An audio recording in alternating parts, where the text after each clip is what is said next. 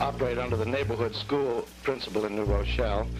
Our school composition in each case reflects the makeup of the neighborhood. The situation reached a point where Negro children from blocks away, 3 or 4 blocks away, were coming to the Lincoln School, and white children living right across the street from the Lincoln School were going to schools in other parts of New Rochelle. This was a tremendous blow to this community, a community that had prided itself on being tolerant. Activists of the day, Ossie Davis and Ruby Dee and Whitney Young, all had come here. And then the families at Lincoln School sued the Board of Education over segregation. Naturally, it starts with your education. There's no getting around that. If you aren't getting, you know, what the rich are getting, whites are getting, people of privilege are getting, yes, you're going to suffer. In the North, I think you've had de facto segregation, which in some areas is bad or even more extreme than in the South. I don't feel that this hit the North, except that it exploded. It was always there.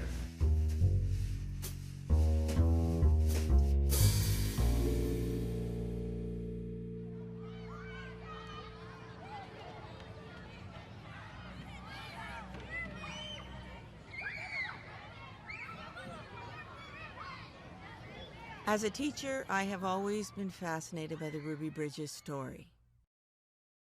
Ruby walked into the William Frantz School in New Orleans, Louisiana on November 14, 1960, with federal marshals around her and protesters across the street. She was tiny. She was 6. Famous New Rochelle resident Norman Rockwell painted Ruby Bridges. We were taught about that in elementary school, and the story stayed with me all of my life. We were not taught that in 1960, 2 months before Ruby's famous walk, Leslie Taylor, Rosalind Williams, and a group of African-American children walked with their parents into my school, Roosevelt School, in New Rochelle, New York, and were turned away. They were sent back to the segregated Lincoln School downtown. By the time I was enrolled in 1964, my elementary school was integrated. Had always been diverse, I thought. I was not aware that that integration was achieved through protests, boycotts, arrests, and a court case.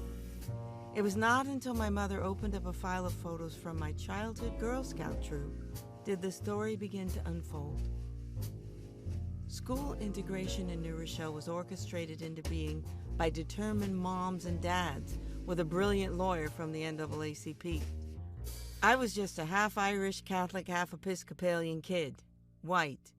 My childhood friends were mostly not what I was. I was unaware why. This empty lot is all that's left of the great New Rochelle school fight that began 4 years ago. The Lincoln Elementary School that used to stand right here has been leveled now, its foundations plowed under so that grass can grow.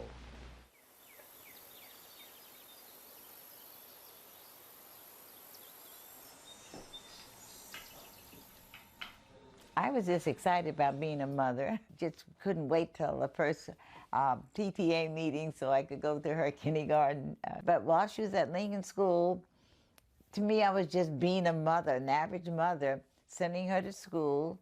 I was very excited when she was going to Lincoln School. And then when, I think the first thing I heard was that Roosevelt had books and my daughter was in first grade. She didn't have books.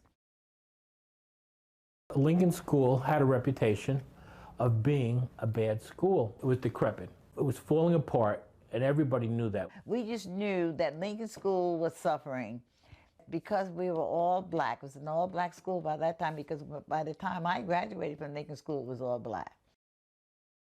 It had been built in 1898. This was now 1950s.